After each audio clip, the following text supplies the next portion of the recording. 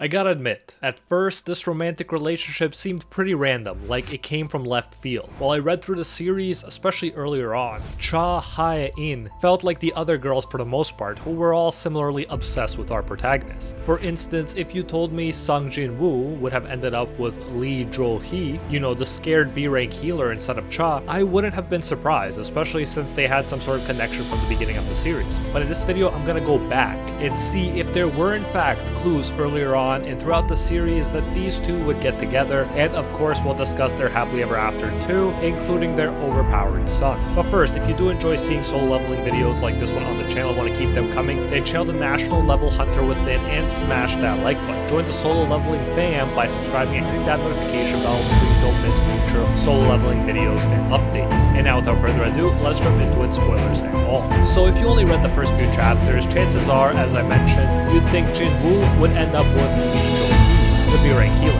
Even when our boy Sung was an E-rank and people joked about him being humanity's weakest hunter, Lee still showed an insane amount of interest.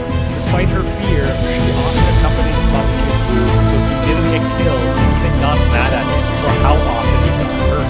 She saw something in Jin-woo before he became an overpowered badass, and for that, gotta give her props, and it makes sense why she would be shipped by someone Jin-woo. But alas, for Lee, Jin-woo isn't a too scared B-rank girl. He's a badass S-rank girl. Everything goes rampant because they did show Cha being badass and popular in the very first episode. At the very least, you can't say she came completely from nowhere because they hinted at her future importance. In contrast, in the webcomic, we have to wait until chapter 65. That's a lot of chapters. Jin-woo joins the mining team in a dungeon that Cha's dealing with him. She's also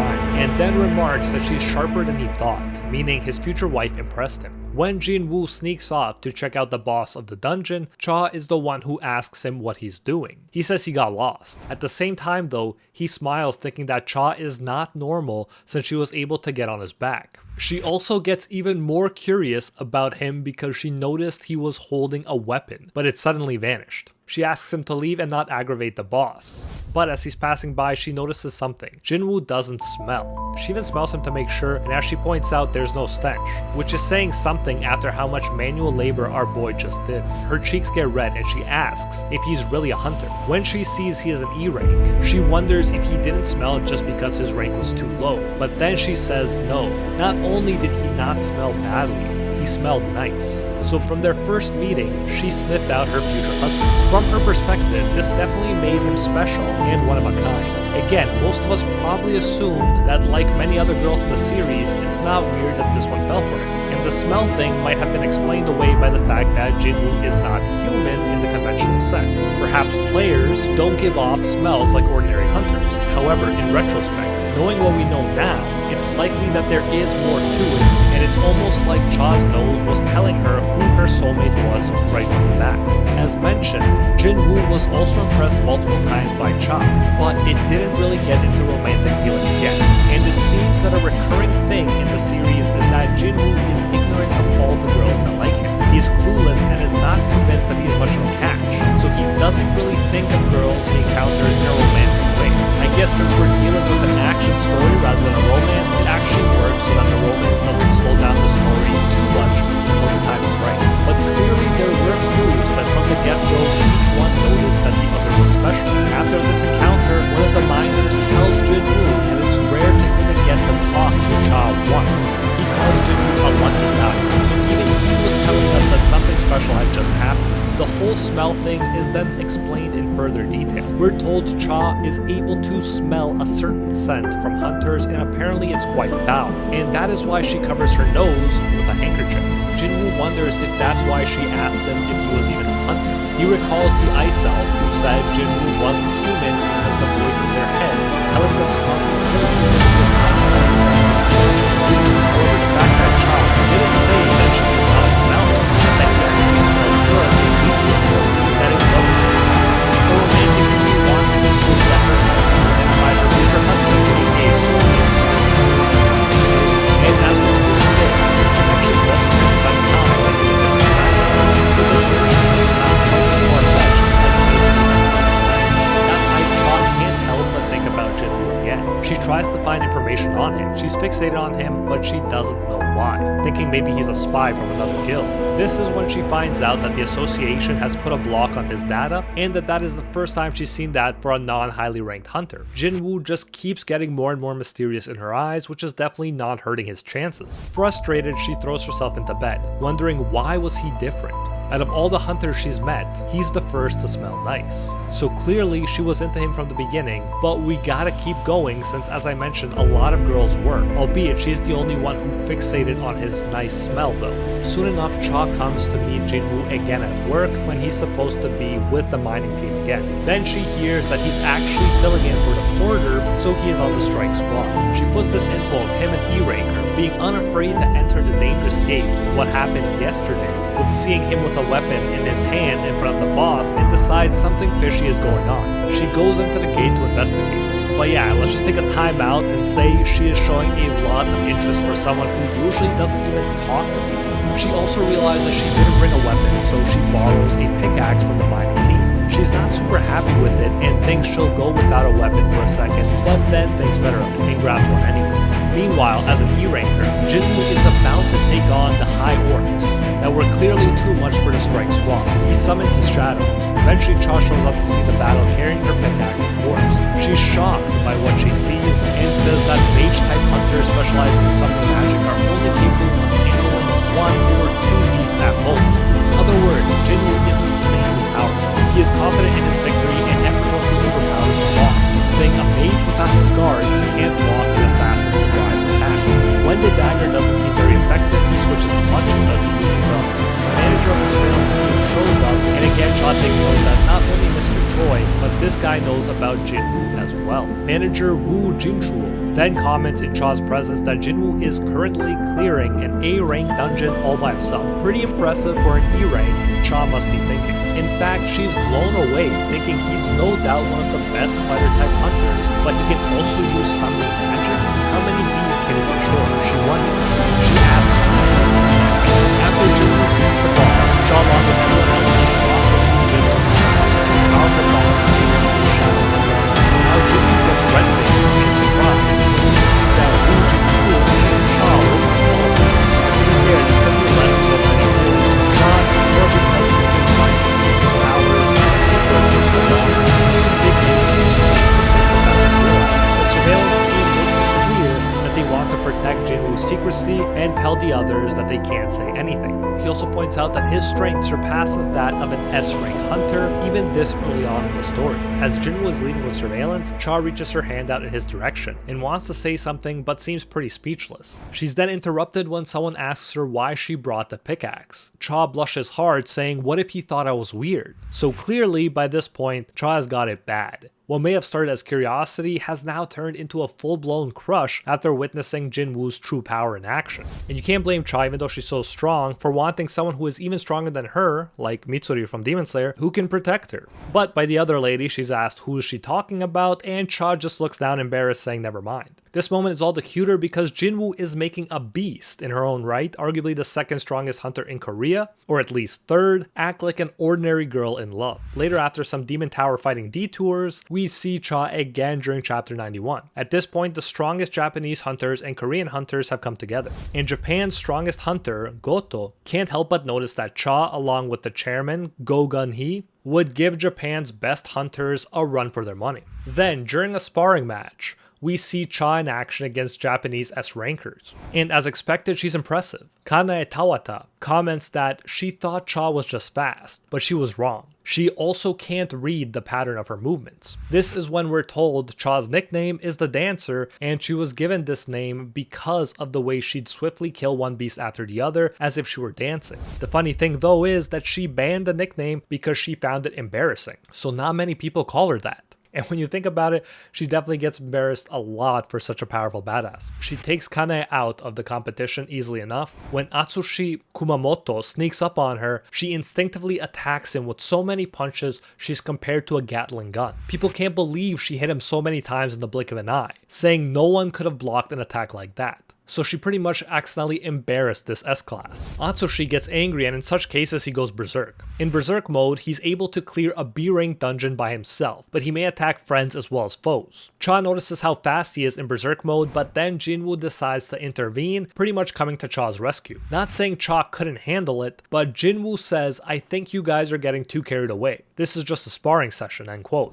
Either way, you can say that Jinwoo was protective of Cha, and you can bet that the fact that he stopped this wild beast for her so easily only ensures Cha will fall for him even harder. Jinwoo and Cha agree to give the victory to the Japanese S-ranks, since it's a friendly sparring match anyways, so who really cares? But then Goto, clearly impressed by Jinwoo, asks for a one-on-one. So now after the Japanese S-ranks have won a competition, the strongest of all Japanese S-classes asks to fight Jinwoo. Both Cha and Baek are excited to see what Jinwoo is capable of. It's hard to imagine him beating Goto, but at the same time, he's never failed to impress so far. Even Cha doesn't know whether to worry or not. Cha then notices that Jinwoo isn't just hanging in there. He's getting Goto to make attack after attack. Jinwoo then confidently stops Goto's attack by just grabbing his hand and smiling. The flex is all the more impressive because he could have grabbed his wrist and ended the game, but purposely grabbed the hand so that they could keep going. At this point, Goto, who's used to being the strongest in the room, is losing it.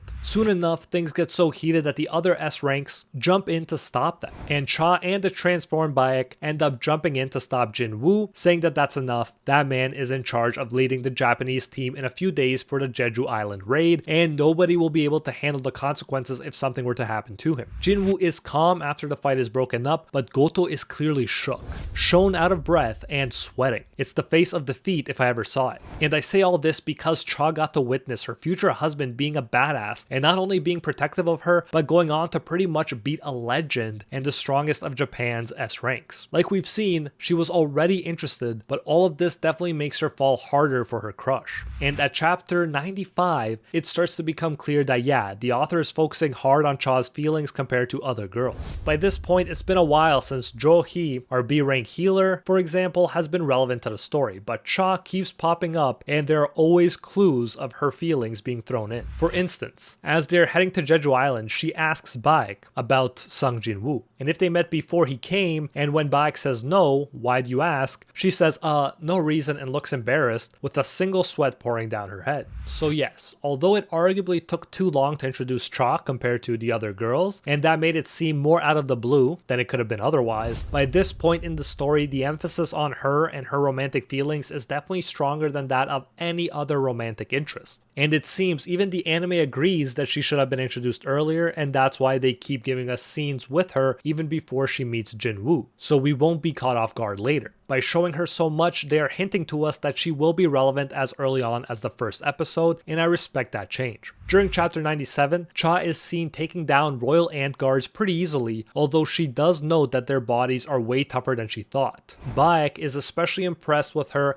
after she gets stat boosts from Byung-gyu, the S-rank healing and buff magic user. Baek says that she probably slaughtered at least twice as many ants as he did, so clearly she's the most impressive S-rank present among them, and yet she continues to impress. Cha is the one to literally sniff out the queen and more guards, and she's the one that ends up cutting the queen's head off too. Then though comes a threat that's too much for even her to handle. The ultimate ant soldier, aka the Ant King, aka the hidden boss of Jeju Island, appears. All the present S ranks are shocked by only the aura and energy of the Ant King. His mere presence sends a chill down their spines. For the first time, Cha is in real danger. The Ant King appears behind her and delivers a blow that sends her body flying. She immediately coughs up blood. The Ant King deals with the others easily and goes off to defeat Goto easily as well. Finally, as Ant soldiers are coming to finish off Cha's wounded group, Jinwoo exchanges with a shadow soldier and appears.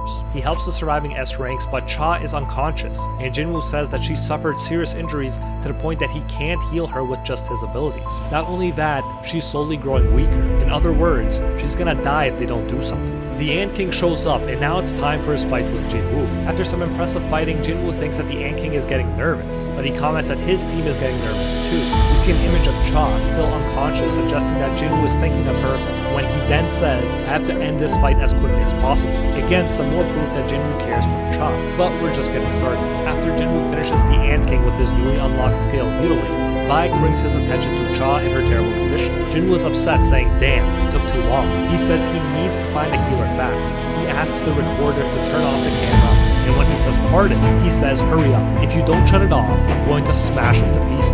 There's a clue as to how badly Jinwoo is rushing to save Cha. No time for politeness with the camera guy. He decides to try something he's never done, to revive the good guy and healer Young-Yu as a shadow soldier, since it's the only way to save Cha. Even if it's immoral, he thinks to himself he has to save Cha.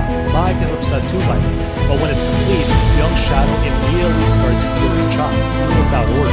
Jinwoo can tell he had a good heart, and he ultimately agrees with the others that as someone who hated violence, Young shouldn't be kept as a shadow soldier, and Jinwoo releases him, but only after he saves his future wife's life.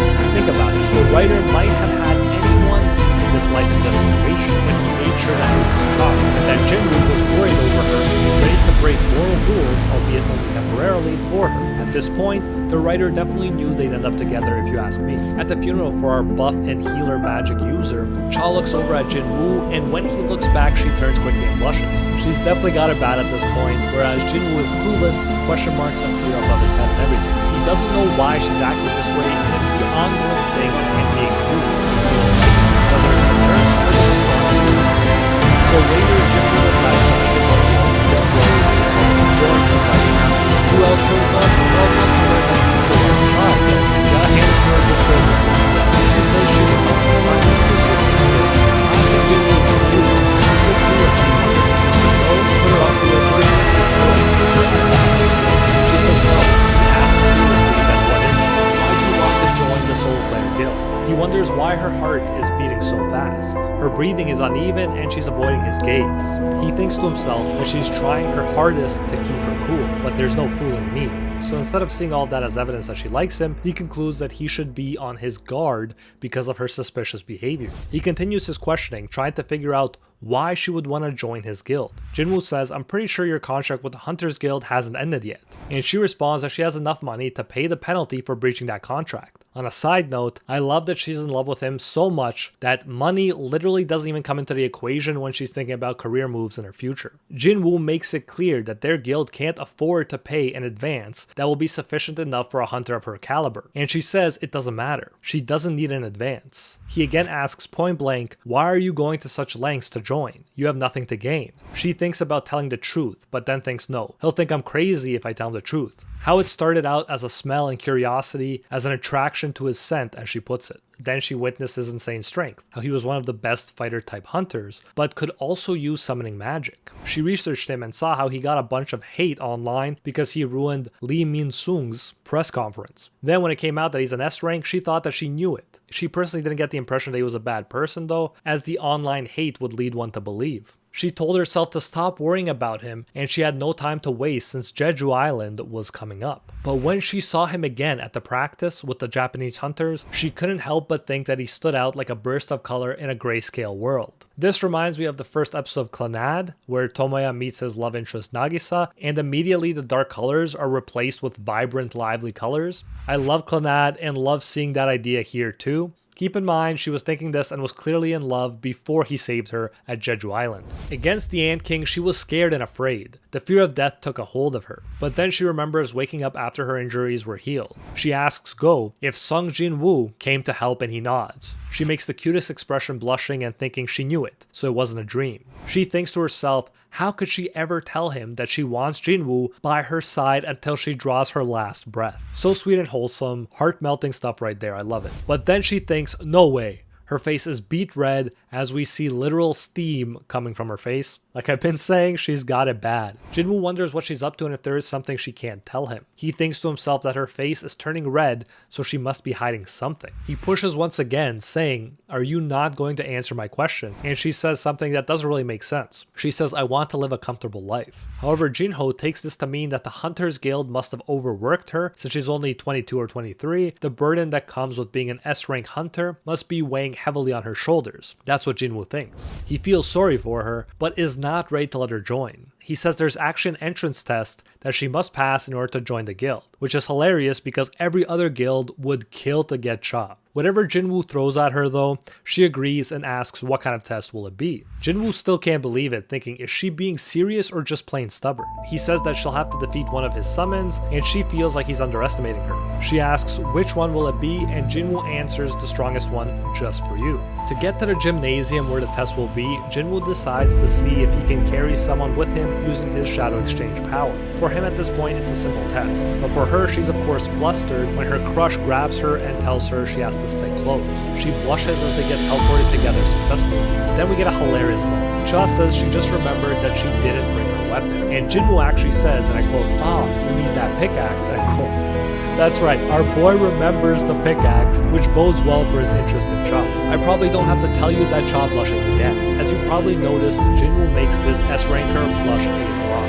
She says that wasn't her weapon, and Jinwoo just smiles, saying, "He's just kidding, it was a joke." Jinwoo doesn't joke around with everyone, so that also bodes well. Eventually, Jinwoo summons Igris to fight her, saying he's the best of the Shadow Soldiers. Again though, it's actually the Ant Beru, so he's being protective of Cha once again. He feels it would be too traumatic to summon Beru after the Ant King almost killed her. So even if Jinwoo doesn't understand his feelings yet, you can't say he's indifferent to Cha. He remembers little details like the pickaxe, jokes around with her, is protective of her, willing to bend rules for her, and even worries about something being too dramatic for her. Now yes, he didn't summon his strongest beast, but Igris is strong and he gives him a level S monster, so it would still be a challenge for S-rankers to battle. He thinks to himself that she's fast, as expected when she dodges one of Igris' attacks. When Chairman Go sees from the cameras what's going on, he remembers when Cha recovered and asked if Jinwoo came to help and then blushed. Go finally realizes that she likes Jinwoo and says he's been slow to catch on as he smiles. But I'm just thinking, don't worry Chairman bro, you're nowhere near as slow as Jinwoo to catch on. Wingman Go tells them to turn off the cameras so they can have their privacy, and as the building shakes from the battle he says, "Ah, new." Now when we look at Go, we only saw the first so I think we all know what being a chairman thinks they're doing. We then jump back to Cha and she overpowers her. She knows it was the leader of her and it's saying she's a blonde and a match. You know what? Let's look up at she's a teacher, but also a master. Then he takes out his claws. Jinwoo lets him know to put them away and says he won't make life easy for Beru if he hurts her. Even Jinwoo is shocked by how she's not giving up when confronted with the power difference. He says he didn't think she'd be this reckless and thinks perhaps she has her reasons. I just hope she's not making the wrong call, he thinks to himself. So yeah, because Beru is a killing machine that is even now repressing his overwhelming thirst to kill, Cha is pretty much risking her life for a chance to be close to the one she loves. She's fighting a losing battle for love, and that's so romantic, I love it. I love how far she'll go. Eventually she uses her skill, Sword Light, and it's too strong for her own good. It triggers Beru's survival instinct and he remembers his queen's command to annihilate the enemy. Jinwoo picks up on what's going on and loses his composure, screaming stop, and even comes to rescue again, grabbing Beru's hand. Beru clearly isn't used to seeing Jinwoo this mad and he trembles, saying please have mercy. Jinwoo for his part asks if Cha is okay and gives her a hand up. One definitely can't deny his protectiveness over this S-rank. Jinwoo asks again why is she pushing herself so hard for a nameless guild. He says she shouldn't be risking her life over something like this, it's not worth it. When she doesn't say anything he asks, are you perhaps interested in me? She says yes, I think so, with even the speech bubble blushing. And now that she's finally revealed her feelings, Jinwoo later wonders about it. He says he's pretty sure he's average in looks. He asks his sister how she would rate him in terms of attractiveness, and she just says to her he'll always look like a bum. Classic brother-sister dialogue right there. Cha though we see in her classic being embarrassed in her bed position, with her red face buried in her pillow, thinking of when she said I think so over and over again. It's adorable. She thinks to herself that she basically told him she likes him. And we see his reply, which was, and I quote, "Then I don't think joining my my guild was the best option. He says, isn't there a better way, end quote. So he didn't reject her, which is notable for our purposes. He just suggested she go about it in a different way. From Cha's perspective though, she just screams out in embarrassment thinking of the whole thing and thinking that he probably thinks she's crazy. Then she gets all determined saying, but he saved my life, so of course I'd be interested in him. Yeah, it's perfectly fine. And then again starts rolling in bed saying, who am I kidding? Everything is totally not okay. Again, seeing such a strong character, acting like a girl crushing for the first time is wholesome and very cute to see. You know that now, if not before, some part of Jinwoo will start thinking about her in a romantic way, now that he knows she feels that way. And of course, he didn't reject her. In other words, the romantic seed has been planted, and we must only wait for it to bloom in between his busy hunter responsibilities and saving the world. Just recall that when she was healed, Young told her to tell Jinwoo to be careful of the powers that lie within him. Later, Jinho brings his A-rank cousin to the guild, called Soo-Hyun. She's going to be the third-time member. Hilariously enough, when she posts a picture of them three on social media, Cha sees it and trembles. Makes sense that she wouldn't be indifferent since a weaker hunter than her was chosen, and it's also a pretty girl. And don't worry, she will bring this up with Jinwoo pretty soon. Cha and Jinwoo run into each other again during chapter 103. At first, she turns away, pulling her baseball hat down. Jinwoo chases her down, saying, why are you running from me? And what are you doing in my office? She's nervous and manages to say that she left her car in this parking lot, and that's when Jinwoo remembers that he forgot that she left her car here when he used Java Street last time. She asks if she's free right now.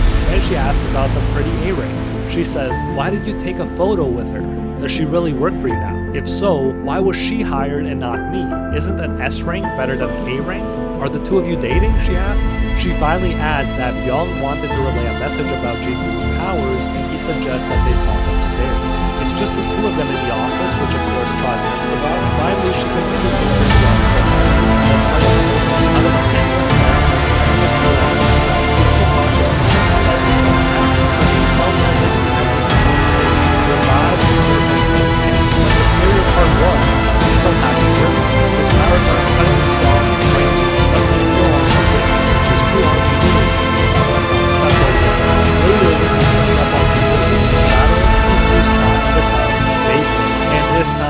the one that gets flustered and loses his cool. He thinks to himself, blushing, that he should apologize for that. Maybe he'll buy her dinner or something. So clear signs of interest and even thinking about dates by chapter 123. Later on, Cha appears with other strong hunters and enters the double gate where Jinwoo is currently experiencing the vision of the past. They quickly realize that they stand no chance against the architect's powers, so Cha is charged with waking up Jinwoo. The architect gives some serious looking injuries to Cha after he bests her. He calls the humans disappointing since they don't deviate from the system's expectations. However, Cha does succeed in surprising the architect by dodging his attack. When he asks what is Jinwoo to them, Cha says we're his friends, who are here to rescue him. This time, she's the one trying to rescue Jinwoo for a change, and don't worry guys, despite what she said, this isn't Jinwoo getting friend-zoned or anything. Ironically, despite coming here to save Jinwoo, this is when Jinwoo awakes and comes to the rescue yet again, smashing the architect's stone face. Then, with his newly awakened powers, he makes quick work of the architect who was giving the others so much trouble. Cha asks Jinwoo if he's alright when they leave the portal, and at first he says yeah, of course, but then he says he's a bit tired before he passes out.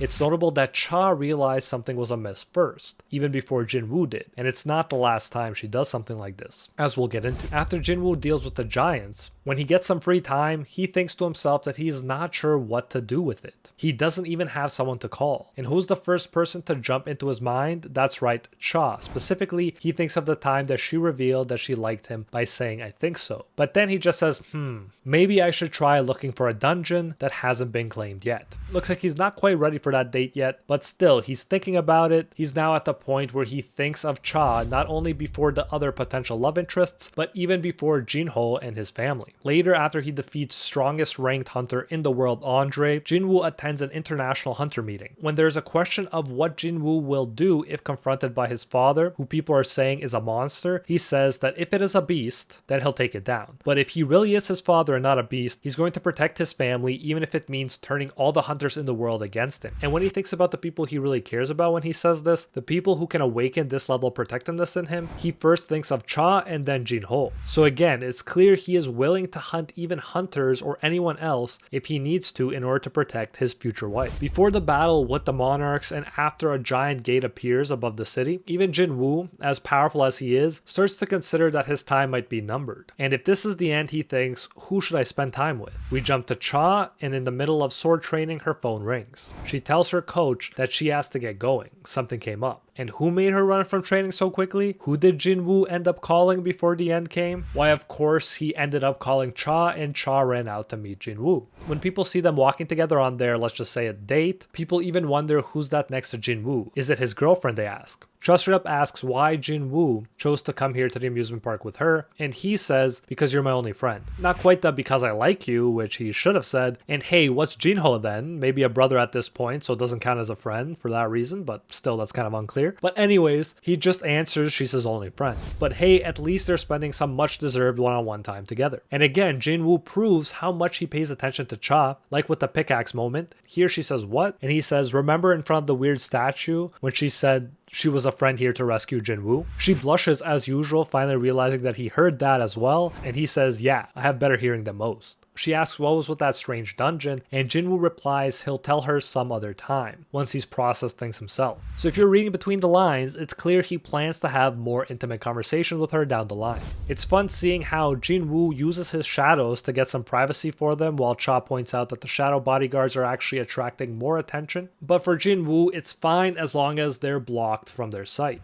And by the way, I love him using his world-shaking powers to enhance his date experience. Cha, like Jin-woo, has been focused on hunting and thinks to herself she can't remember the last time she went out just for fun. Her heart is so light right now, she thinks, smiling. She says being with him feels so different, and she brings it full circle by adding he has a special scent. So we are back to a smell after so many chapters. And don't worry, it's not even the last time we're going to hear about how good he smells. He asks her about going on different rides, and she says yes to every single one. He asks, do you like all of them? And she smiles a beautiful smile of pure happiness and says yes, every single one. And Jin-woo thinks to himself, looks like I'm not the only one who's been wanting to come here. And then he says, all right, let's go on every ride. When asked if she's having fun, Cha says she's having loads of fun, but she hasn't screamed at the rides or the haunted house, because the rides feel slow for an S-rank hunter. Not surprising. Jin-woo smiles and asks her to go ride something actually thrilling. And no, he doesn't mean you know what. He means his shadow dragon. And I know that sounds pretty bad as well, but that's literally what happens. When they're up there, he asks what does she think, and finally she's clearly moved by the ride and says we're going very fast and we're high up. She smiles and says it's also beautiful. She asks why he went to the amusement park when he can experience something like this whenever. And then Jin-woo reveals it's because the gate his father went missing in spawned in that very park. So clearly Cha is someone Jin-woo trusts with his most intimate thoughts. She then says thank you. I've been meaning to tell you that because I've received so much help from you. And at this point, romance is in full throttle as she seems to be leaning into Jin-woo. The date finishes off with him showing her a starry sky and even a shooting star. Together on the grass in the night, she looks at him and smiles. She leans on his shoulder, another parallel to Clannad by the way, specifically to the final episode of Clannad After Story. Perfect romantic date in the middle of all the action. And honestly, I didn't think I would, but I gotta give props at this point already because many of the shonen we've covered on this channel have not had as much of a focus on the romance as this series has had before the protagonist finally gets with the girl at the end of the series.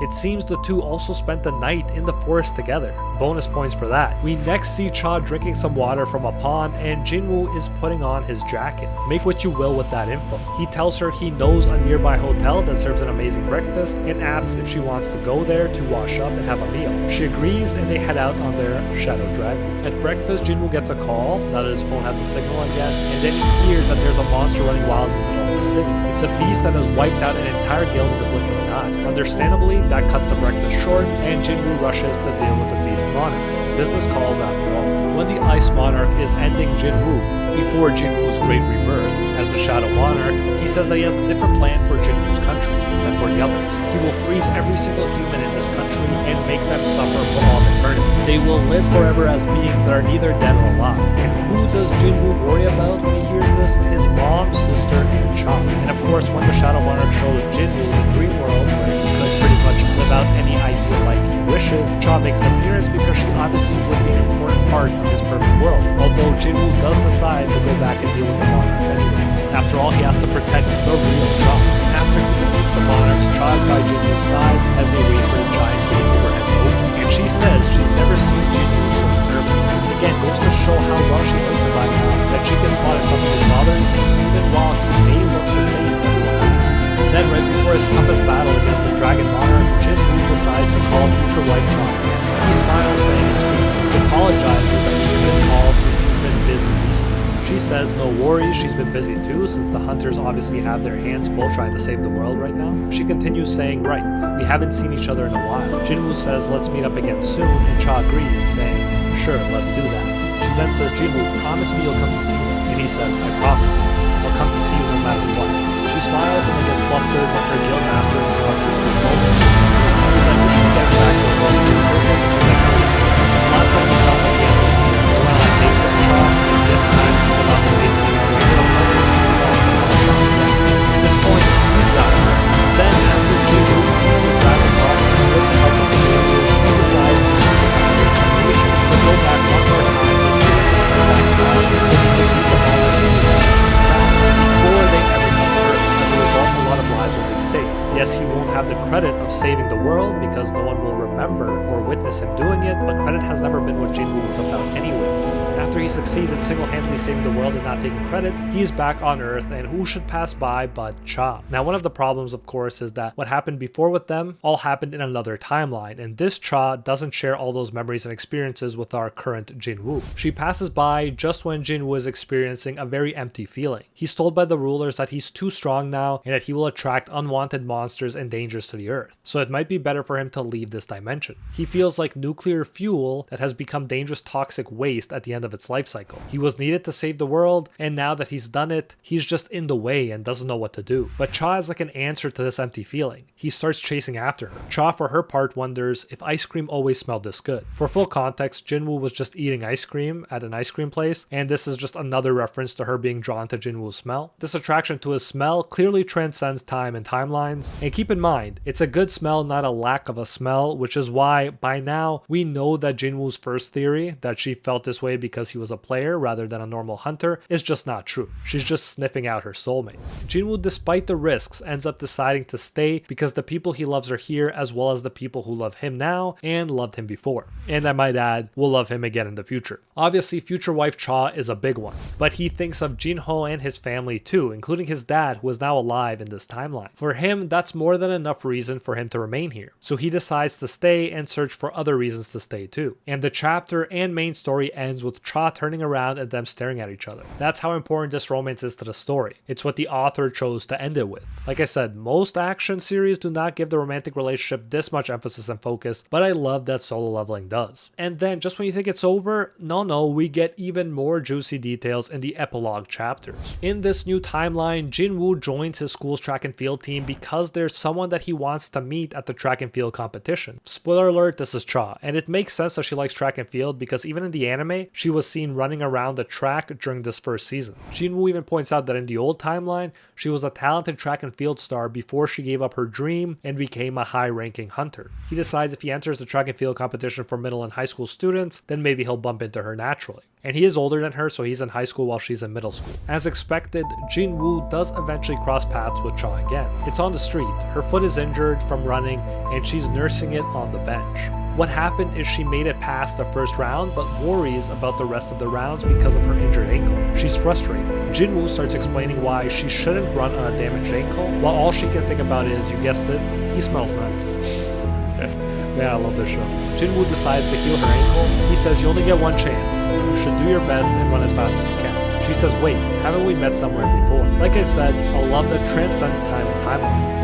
And some beings, like the monarchs, do retain memories after the redos, so it's not crazy that humans may retain something as well from the past timeline. Jinwoo smiles and says, let's run. If you can run faster than me, he says, he'll answer that question. She saw him taking first place in all the events though. He asks, so are you throwing in the towel?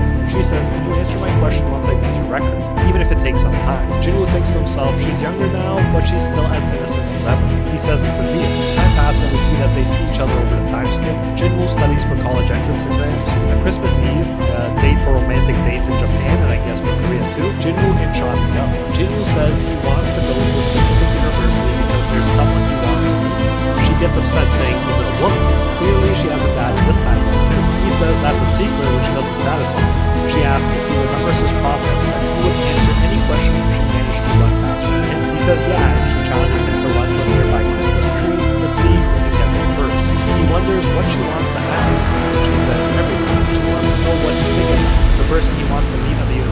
woman or a man, and if they ever met before the Dragonfield competition. He smiles and says alright. She puts her scarf around him and then cheats. She says, Jinwoo, if you like me, stay right here and don't move. Of course, by this point we should know that he does like her, and he stays in place while thinking about how far they've come since their first meeting when he was on the mountain. She gets to the tree and excitedly asks, "This is what I want."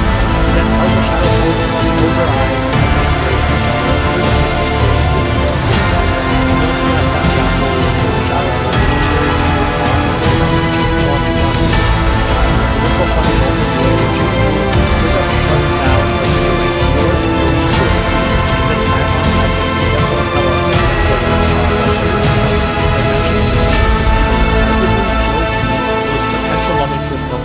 But here, she stops him on the street and asks, haven't we met somewhere before? And he just says no and keeps walking. Cha would probably be so happy to see this utter rejection of an old potential love rival. In later epilogue chapters, we see that Cha and Jinwoo are married now and have a son. We know that Jinwoo can share memories with people and make them remember the old timeline. So it seems like he did that with Cha at some point, since she asks him, why did he go out for drinks when he can't even get drunk? Meaning clearly she knows now about his ability that lets him neutralize all kinds of toxins in his body. Jinwoo's son is called Suho, and he's excited to see his dad. It's funny, we see the shadow soldiers arguing if teaching the little boy academics or swordsmanship is more important, but Jinwoo is like, guys, at least wait until he learns to walk before you worry about that. Cha then asks Jinwoo for him to come home earlier until his son learns to walk, and he answers, yes ma'am. So I guess he can't go out drinking with Jinho every night. Later, Cha freaks out and phones Jinwoo, telling him that their son is already flying before he can even walk all over the house. And considering how overpowered Suho's parents are, it's not surprising. The power couple was always destined to produce hella talented children, and thus there's every possibility that Suho's power can even surpass Jinwoo's own eventually, as we're going to see. He lets Cha know that he'll be home early today as she's trying to deal with Suho. We find out that Suho inherited the power of the monarch, and that's why the other children fear him, despite him being a very happy kid. Because of this, Jinwoo decides to seal these powers away and erase his son's memories of the Shadow Soldiers until he learns to get along with other people in the regular world. Eventually, when he's older, Jinwoo creates portals for his son so he can level up like he used to do until he's ready to inherit the full power of the Shadow Monarch. Even Igris must admit when fighting him that the little monarch has an incredible amount of potential. As he says, as the son of our king, who has become one with the previous godlike monarch and an S-rank hunter who was forgotten when history was rewritten, he holds an enormous amount of mana and potential. Compared to Jinwoo, whose mother was arguably a fragile lady and definitely not S-rank, I think Igris is definitely implying that Jinwoo's son will surpass him eventually. It's only a matter of time. The little monarch gets so strong that he stops leveling up as well, but he still improves by getting better at how he uses his power. Jinwoo tests his son over and over again, but doesn't give him his powers back, even when he makes him the final boss, who is Jinwoo himself, because boss Jinwoo is still too much for him. As Jinwoo says, if he comes across an opponent like the Dragon Monarch, he has to get better. So he is overprotective but hopeful, since his son does seem to do better each time he enters one of Jinwoo's game important. And I spoke in detail of their son because I think he is an important aspect of Jinwoo and Cha's relationship. The epilogue ends with Jinwoo again taking Cha out on his shadow dragon and giving her a necklace for their 16th wedding anniversary. He tells her to go home soon and says he'll be right behind her. Even though she's older now, she still has that same blush and smile to this day, as she says she'll be waiting for him. The final image we get is also Jinwoo and Cha embracing after the notes of the radio section. So in retrospect, after Cha was introduced, this relationship definitely got a lot of focus, as illustrated by how long this video is probably going to end up being, way longer than I thought. Sure, she wasn't introduced immediately, something the anime remedied, but like with life, you can meet your love interest along the way, so we can't really hold that against the story. Once she was introduced and realized how good Jinwoo smelled, she easily got the most emphasis of any romantic love interest, and Jinwoo, although pretty oblivious at first, would go on to think more and more about her. And by the end, she's the one who gave his life purpose again when he found himself feeling empty after saving the world. So let me know if you like this relationship as much as I did in the comments. If you like this video, check out my all national level hunters video, link on screen right now. Like and subscribe for more solo leveling videos, and I'll see you in the next one.